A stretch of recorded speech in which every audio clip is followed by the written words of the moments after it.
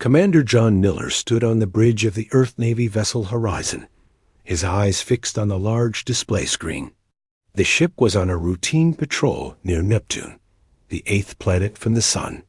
Everything had been normal until 10 minutes ago. Sir, the object is still on approach. Speed unchanged.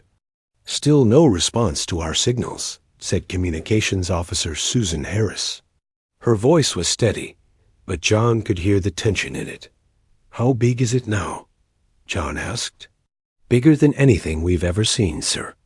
At least 30 times the size of our largest carrier. John ran a hand through his short brown hair.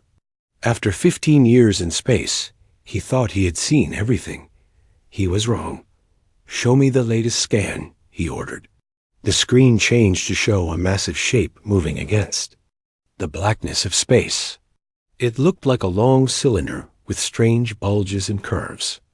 It didn't match any known ship design from Earth or the colonies on Mars and the Moon.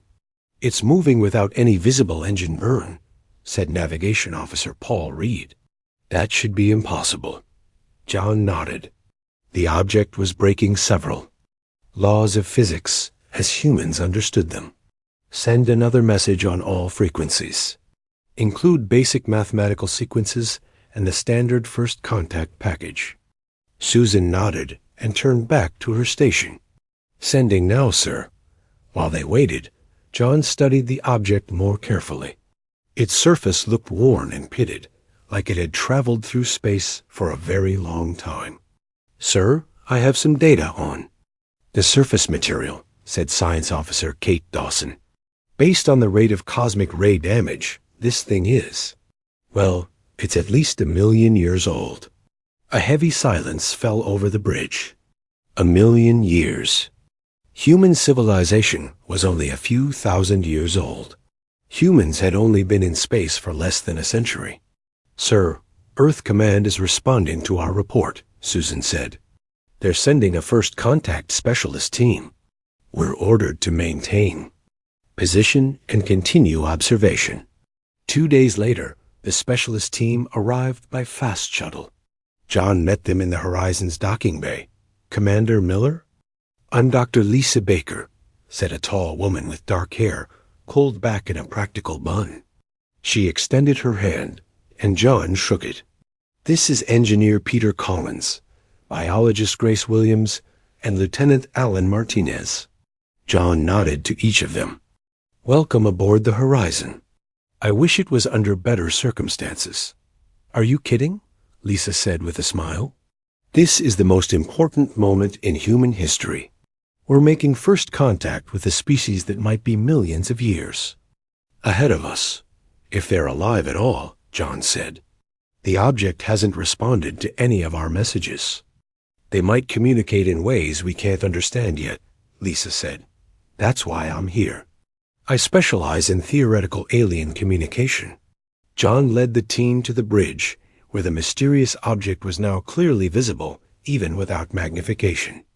It had entered orbit around Mars, still not responding to messages sent from Earth, Mars colonies, or Lunar Command. It's just sitting there, Kate said, not doing anything. Has it scanned us? Lisa asked. Not that we can detect, Kate replied. It's as if it doesn't even notice we're here. What about the other ships? John asked. The Chinese vessel White Dragon and the European alliance ship Galileo are maintaining position near Mars. Object is ignoring them too. Lieutenant Martinez frowned. I don't like this. It could be sizing us up before an attack. If they wanted to attack, they could have done it already, Peter Collins said. Their technology is clearly far beyond ours. John made a decision. We need a closer look. Navigator, set course to bring us within 10,000 kilometers of the object. Yes, sir, Paul replied, fingers moving over his control panel. The Horizon's engines hummed to life, pushing the ship toward Mars and the mysterious visitor. The bridge was quiet as they approached, everyone tense with anticipation. Still no response from the object, Susan reported. Range now 20,000 kilometers, Paul announced. Any change in the object's status? John asked. No, sir, it's weight. Kate straightened in her seat. I'm detecting movement. The object is changing position. Defensive measures, Martinez said sharply. Hold, John ordered. Let's see what it does. On the screen, the massive cylinder was turning slowly. One end was now pointing directly at the horizon. It's moving, Paul said, voice tight. It's coming toward us. John felt sweat on his palms. Maintain position. If it makes any aggressive move, we pull back immediately. The ancient ship moved with surprising grace for its size. It approached steadily, its scarred surface now showing details of strange patterns and markings. It's slowing, Kate reported, matching our orbit exactly. It's aware of us, Lisa whispered. It's responding to our presence specifically. The object came to a stop 5 kilometers from the horizon, close enough to fill most of their viewing screen. Now they could see it was covered with what looked like doors or hatches of different sizes and shapes. Sir, Susan said, her voice shaking slightly. One of the sections is opening. A portion of the cylinder's side slid apart, revealing a dark opening. Then something extended from the opening in a long, straight structure. What is that? John asked. Peter leaned forward, studying the readings. It looks like ... it can't be. What? John demanded. It's a docking tube, Peter said in disbelief. And the end of it? Commander, it's configured exactly to match our ship's airlock specifications. That's impossible, Martinez said. Those specs aren't even broadcast in our identification. Signals. It gets stranger, Peter continued. The connection mechanism is precisely matched to current Earth Navy standards. Standards that were only developed 50 years ago. Lisa's eyes widened. Don't you see what this means? It didn't just notice us now. It knows us. It's been watching us, studying our technology.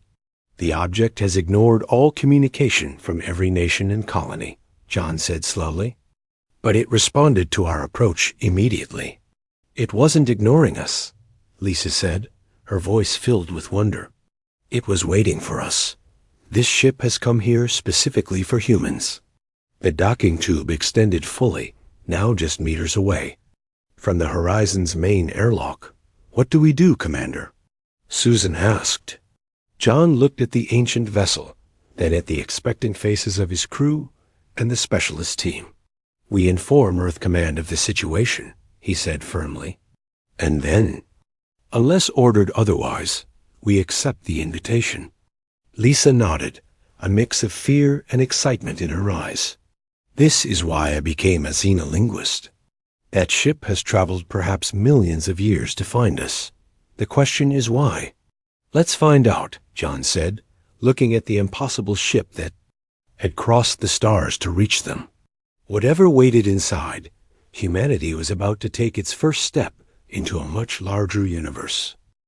John Miller checked his suit one final time.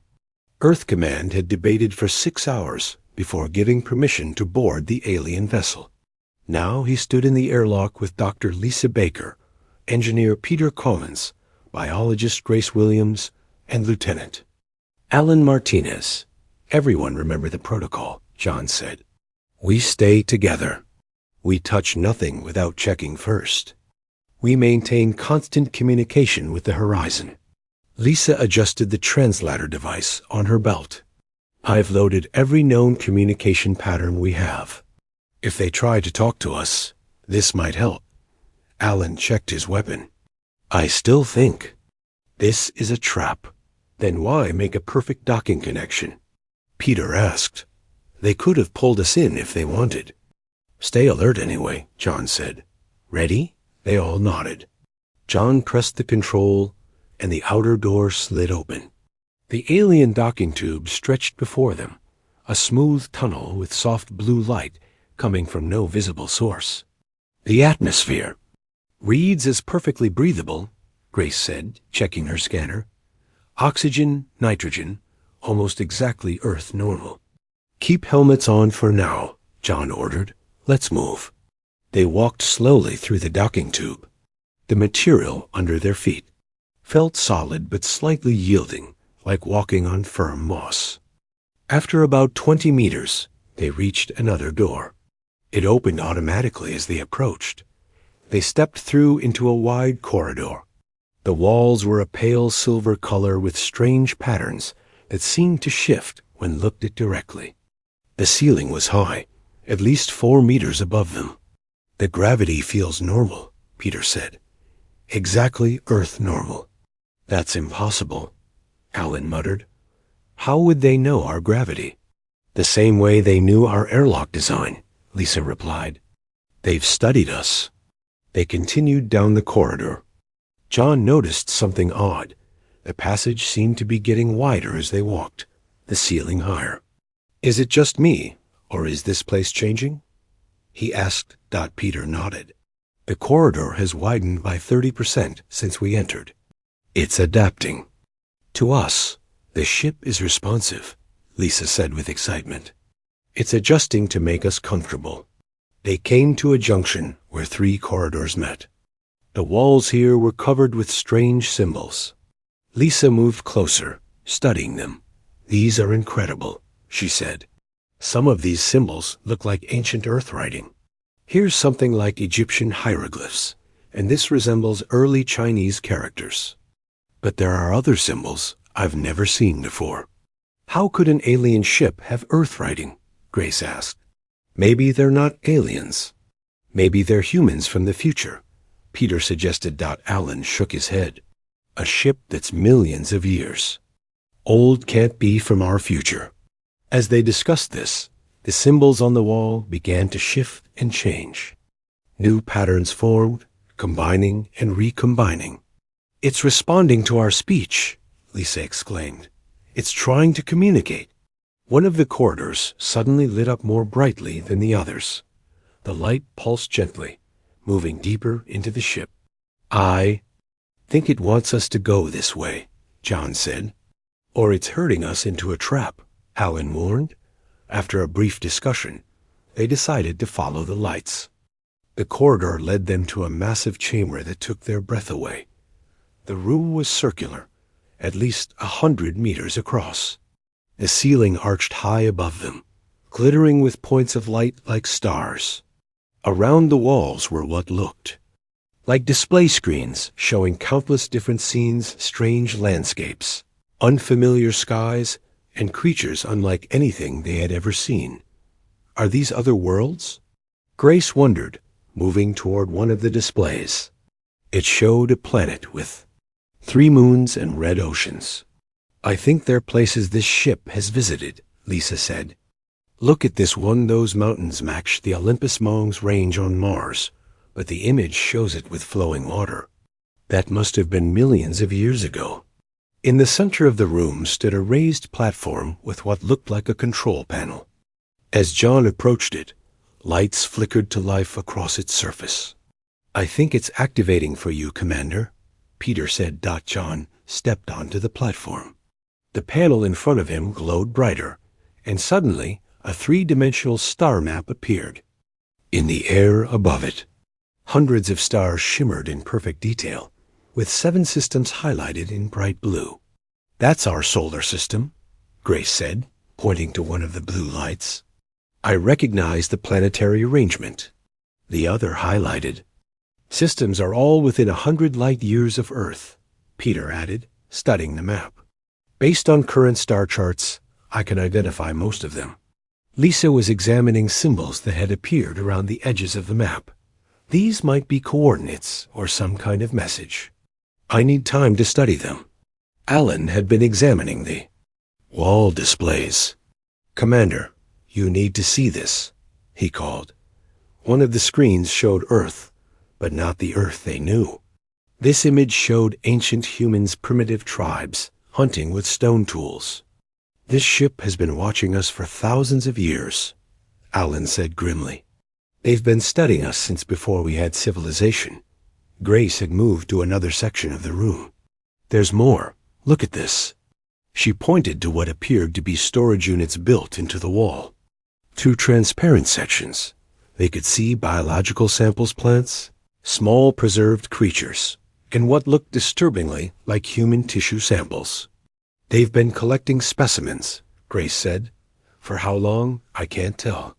Peter had discovered something else. A door had opened in one wall, revealing a chamber filled with technology unlike anything they had seen. At its center was a pulsing blue-white light surrounded by rotating rings. "I think this is their propulsion system," he said in awe. "Nothing in our physics can explain how this works." John looked around the room, taking it all in. This ship hasn't just been observing Earth recently. It's been watching us evolve. And now it's showing us star systems within our reach and technology beyond our understanding. "But why?" Alan asked. "Why us? Why now?" Lisa had been quiet, studying the symbols around the star map. Now she looked up, her face pale. "I think I've partially decoded this," she said. "It's not just a map. It's an offer." "An offer of what?" John asked. "Those 7 star systems," Lisa said. "They all have habitable worlds with resources we need. The ship is showing us where to find them." "Like a gift?" Grace asked. "Or a test." Alan said. John stared at the star map, the glowing blue systems seeming to pulse with possibility and danger. "We need to report this to Earth Command immediately," he said. "And we need to learn more about this ship and why it chose us." As if in response to his words, new doorways opened around the chamber, each one leading to different sections of the vast alien vessel. "I think we're being invited to explore further," Lisa said. John nodded slowly. "Then let's find out what this ancient ship wants from humanity." John looked at the 5 new doorways that had opened around the chamber. Each one glowed with a different colored light red, blue, green, yellow, and purple. "We should split up to cover more ground," Alan suggested. "That's exactly what we shouldn't do," John replied. "We stay together." But as they approached the red doorway, something strange happened. The door seemed to pull John forward while pushing the others back. The same thing happened at each doorway. Each one would only allow one specific person near it. "I think the ship wants us to go separately," Lisa said. "Each door is keyed to one of us." "This feels like a trap," Alan insisted. "If they wanted to trap us, they could have done it already," Peter pointed out. After reporting the situation to the Horizon, they reluctantly agreed to separate, but with strict rules: stay in constant communication, report anything unusual immediately, and return to the central chamber in 30 minutes, no matter what. John went through the red doorway. It led to a room that looked remarkably like a military command center. Screens showed Earth's defense systems, orbital platforms, and fleet positions. Other displays showed what appeared to be battle simulations, Earth forces defending against unknown attackers. "The ship is studying our military capabilities," John reported through his communicator. Lisa had entered the blue doorway and found herself in what looked like a language laboratory. The walls were covered with writing samples from every human language she recognized, and many she didn't. In the center was a device that played human speech in thousands of different languages and dialects. "It's collected every language humans have ever spoken," Lisa said, amazed. "Even dead languages no one speaks anymore." Peter went through the green doorway into what seemed to be an engineering bay. It contained partially disassembled human technology alongside alien devices. He saw Earth computers, engines, and even weapons being studied and compared to much more advanced versions. "They've been reverse engineering our technology," Peter reported, "and leaving improved designs where we might find them." Grace entered the yellow doorway and discovered a biological laboratory. Glass containers held samples of Earth life, plants, insects, animals, and even human tissue at different stages of development. One wall displayed what looked like the entire evolutionary history of life on Earth. "They've been collecting our DNA for thousands of years," Grace said. "They might know more about our biology than we do." Alan went through the purple doorway with great caution. His room was different from the others, darker, and filled with what looked like historical records. Holographic displays showed civilizations rising and falling on countless worlds. Many of the displays ended with images of destruction or environmental collapse or cosmic disasters. "I think I'm seeing the records of other species they've encountered," Alan said grimly. "Many of them don't seem to exist anymore." As they explored their separate rooms, each of them noticed the environments changing, becoming more interactive. John found himself facing increasingly complex battle simulations. The computer seemed to be testing his strategic thinking by presenting scenarios with no good solutions. Lisa was challenged to translate and respond to increasingly complex linguistic puzzles. Some combined elements of multiple human languages in ways that should have been impossible for aliens to create. Peter found himself needing to repair systems using unfamiliar tools and technology. Each successful repair led to a more difficult challenge. Grace had to identify critical genetic sequences in DNA samples, both human and alien. The tasks grew progressively harder, requiring her to spot patterns that would have taken Earth computers days to find. Alan faced simulations of moral choices scenarios where he had to decide who lived and who died, which civilizations survived and which perished. "This isn't just an exploration," John realized, speaking to everyone through the communicator. "It's a test. The ship is evaluating each of us." "Not just us," Lisa replied. "Humanity as a whole. I think it's deciding something about our species." After 30 minutes, they returned to the central chamber as agreed. Each looked shaken by what they had experienced. "The ship wanted to see how we think," Lisa said. "How we solve problems, make decisions, handle pressure." "But why?" John asked. "What's the purpose?" Before anyone could answer, their communicators beeped with an urgent message from the horizon. "Commander, we're receiving reports of increased military activity on Earth," said Susan's voice. "The Chinese and European alliance ships are demanding access to the alien vessel. They're saying America is getting special treatment and keeping alien technology for itself." "That's ridiculous," John replied. "We're just the first team to make contact." "Try telling that to their governments," Susan said. "The situation is escalating quickly. Earth Command wants you to find out the ship's purpose as soon as possible." As they discussed this troubling news, the star map in the center of the room activated again. Now it showed Earth and the nearby space, with multiple human spacecraft in position around the alien vessel. Small red dots indicated weapons being aimed at both the alien ship and at each other. "The ship is monitoring the situation," Peter said. "It knows our species is reacting with suspicion and fear." "Maybe that's part of the test too," Lisa suggested, "to see how we handle first contact as a species." Alan had been quiet, still processing what he had seen in his room. Now he spoke up. "I saw records of other civilizations this ship has visited," he said. "Hundreds of them, maybe thousands. Many of them destroyed themselves shortly after contact." "What are you saying?" Grace asked. "I'm saying this ship might not be here to help us," Alan replied. "Those 7 star systems it's offering? What? If they're not a gift? What if they're bait?" A central platform suddenly activated again.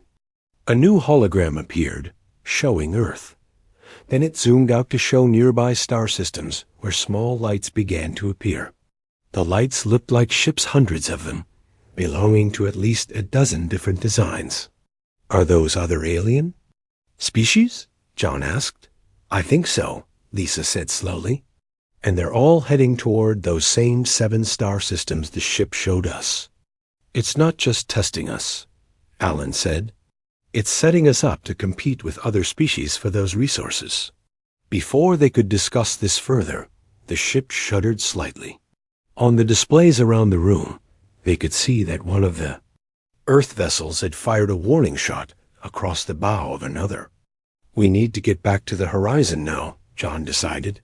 We need to report what we've learned before this situation gets worse. As they turned to leave, all 5 of the colored doorways closed.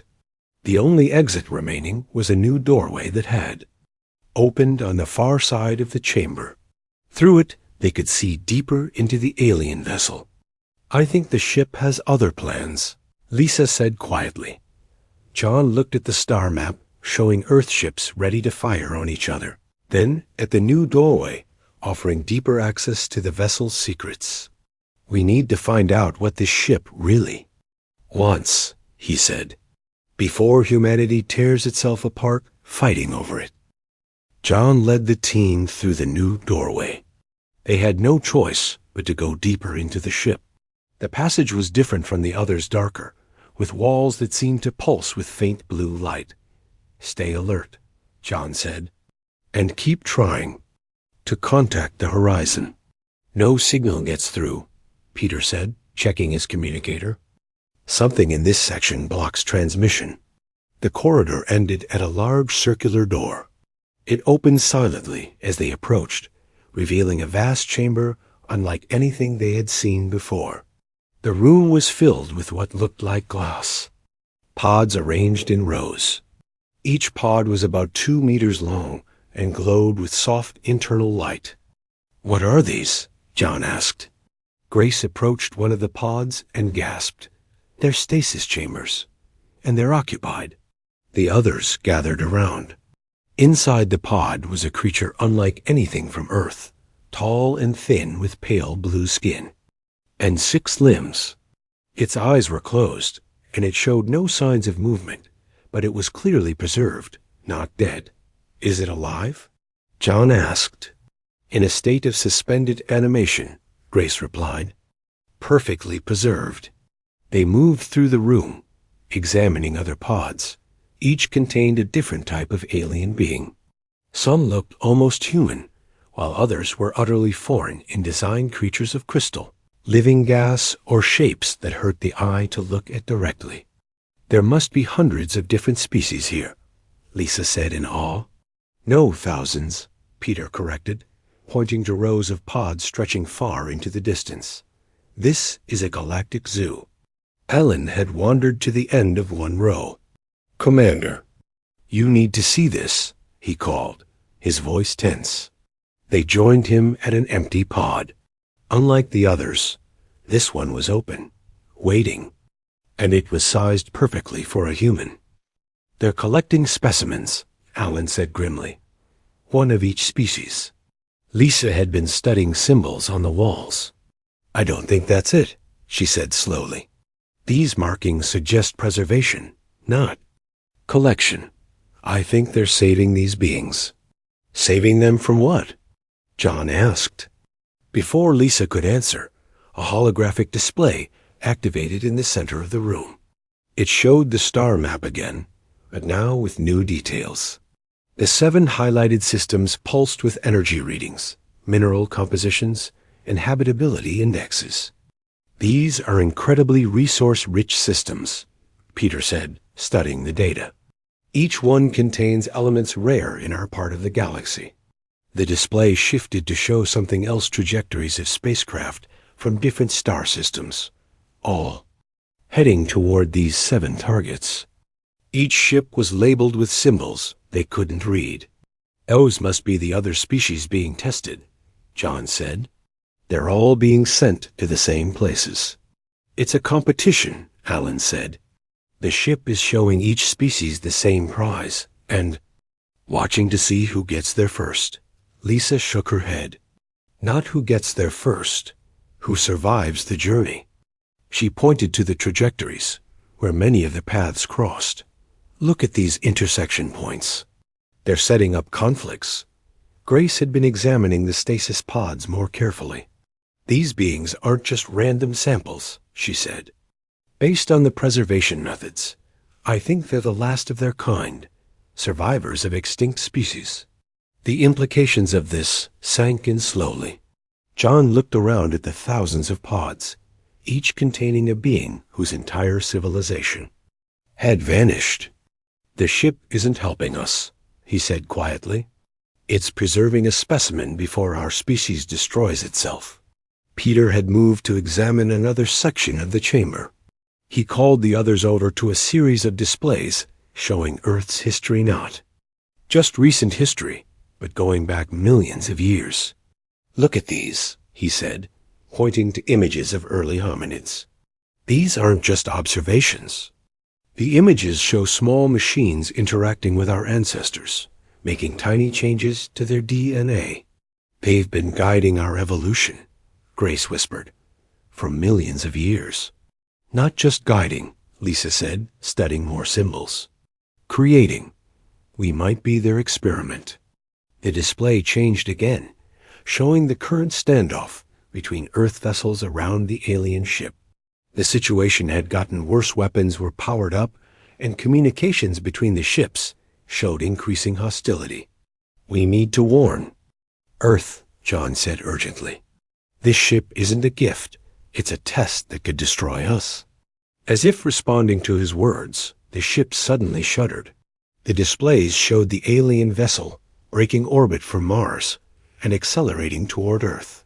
It's taking us to Earth, Peter said. But why now? Lisa had been piecing together more translations from the wall symbols. I think the ship has a cycle, she said.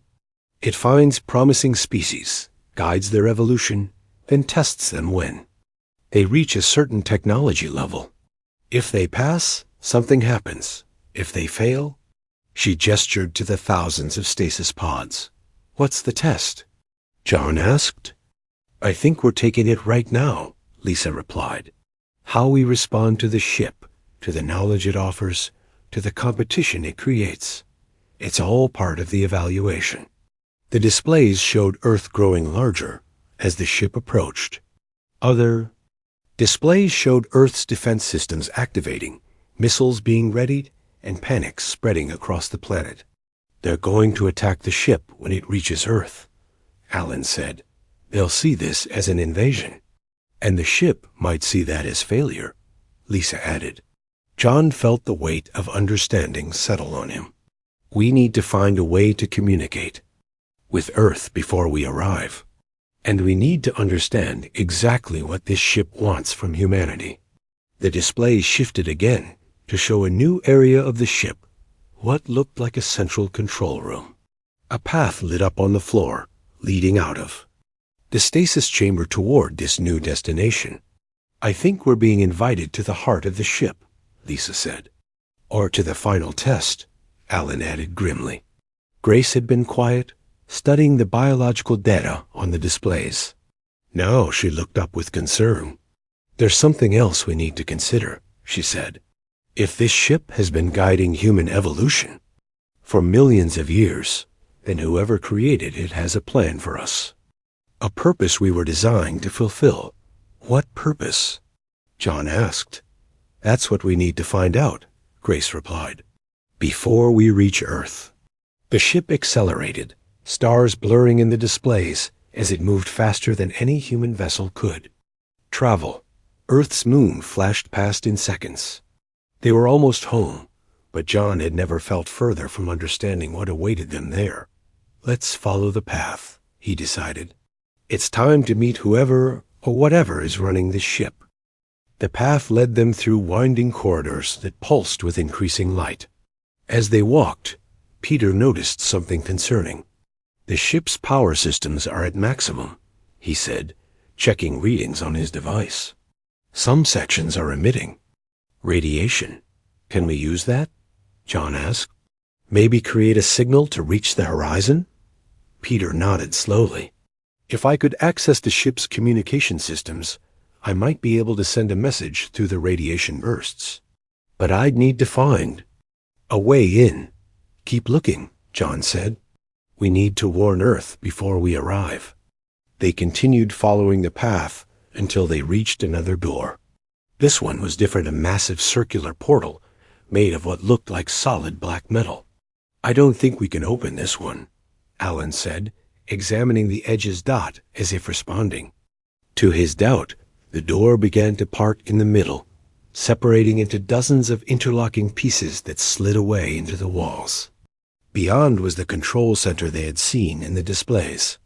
The room was circular with a raised platform in the center. Surrounding it were curved control panels covered with symbols and lights. Above, the ceiling was transparent, showing the stars and growing larger by the minute, Earth. Lisa approached one of the panels. "These controls are changing," she said. "Look, the symbols are shifting to match human writing systems." "The ship is still adapting to us," Grace said. Peter had found what looked like a maintenance access point. "I think I can work with this," he said, pulling tools from his pack. "If I can tap into the communication system, we might be able to send a message to Earth." "How long will it take?" John asked. 10 minutes, maybe less." "Do it," John ordered. "The rest of us will try to figure out what this ship wants." Alan had been examining displays showing Earth's military response. "We have maybe 15 minutes before we're in range of Earth's defenses. They're preparing to attack." Lisa had been studying the central platform. "I think this is some kind of interface," she said. "It might be how we communicate with whoever or whatever controls this ship." "Is it safe?" John asked. "Nothing about. This situation is safe," Lisa replied. "But we're running out of options." While Peter worked on the communication system, John approached the central platform. As he stepped onto it, lights activated around the edges. A column of light rose from the center, surrounding him. "Commander," Alan called, alarmed. "I'm all right," John said, though his voice sounded strange. "I can see ... everything." Inside the column of light, John was experiencing something impossible. His mind was connected to the ship's systems. He could see Earth and the approaching danger, but he could also see much more: the history of the vessel, flashing through his consciousness at incredible speed. "The ship was built by a species that evolved billions of years ago," he said, his voice distant. "They called themselves the Guardians. They seeded life across the galaxy, guiding evolution on thousands of worlds." "Why?" Grace asked. "They were dying out. Their civilization was ancient when our sun was young. They built these ships as their legacy to find species worthy of their knowledge." "Worthy how?" Alan asked. "What makes a species pass the test?" John's eyes were unfocused, seeing things the others couldn't. "The test isn't about technology or military strength. It's about choice.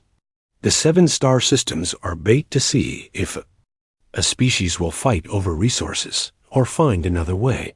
Lisa understood first. "It's testing our moral development, not our technology."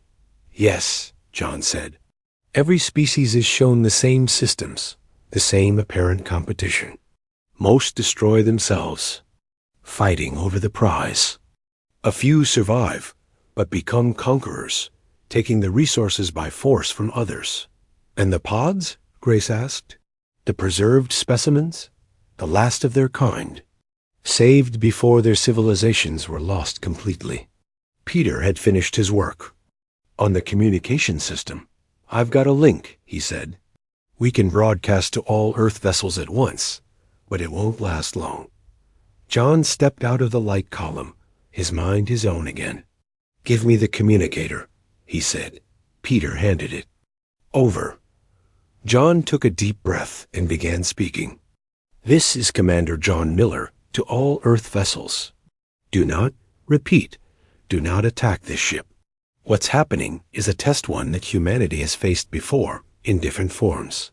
The alien vessel is offering resources and technology, but how we respond determines our future. If we fight each other for these gifts, we fail. If we attack the ship, we fail." He paused, then continued with growing conviction. "This ship has visited thousands of civilizations. Most destroyed themselves competing for what it offered. We need to be different. Stand down weapons. Open communications between all nations. We need to respond as one world, not competing powers. The displays showed the Earth ships still in attack positions. No one was standing down. They're not listening, Alan said grimly. Lisa had been working at one of the control panels. I think I can help, she said. The ship has access to all Earth communication systems. We can broadcast everything we've learned to every person on the planet simultaneously. Do it, John ordered. Lisa activated the system. The displays showed their message, and all they had discovered about the ship's true purpose spreading across Earth's networks, reaching billions of people in seconds.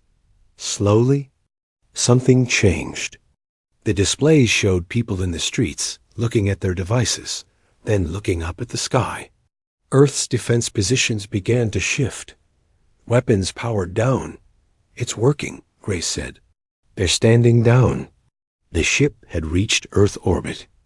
The displays showed world leaders opening emergency communications with each other. Military forces were pulling back.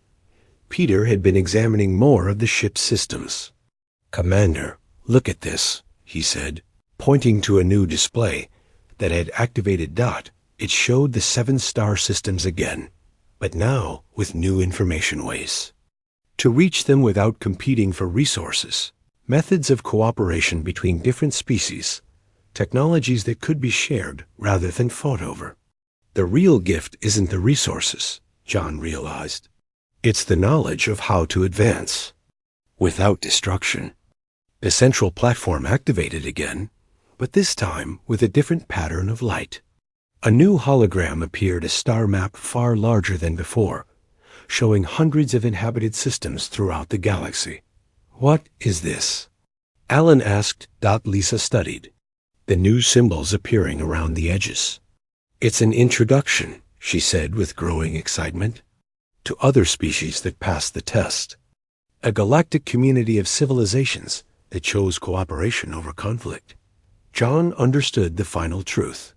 The ship didn't ignore other species. It tested all of us separately to see who was ready to join something larger. And for the first time in our region of space, a species has passed. The ship's systems began to change. Lights that had been pulsing with aggressive energy shifted to calm, steady illumination. New doorways opened around the control room. What's happening now? Grace asked. I think we're being invited to stay, Lisa said, to learn what the ship has to teach us, or to go home and tell others what we've learned. John added. The ship sent one final message, appearing in perfect English on all displays. The choice is yours. John looked at his team, then at the image of Earth united, at least for this moment, in the face of something greater than human divisions. We need to tell everyone what we found, he said. This isn't just about the ship or the 7 systems. It's about who we choose to be as a species. As Earth's leaders requested permission to send representatives to the vessel, John understood. The ship's message at last. It hadn't ignored all but humans. It had tested countless species, waiting for any of them to make the right choice. Today, humanity had passed the test. The ancient ship had found what it was looking for, and the stars were open to them at last.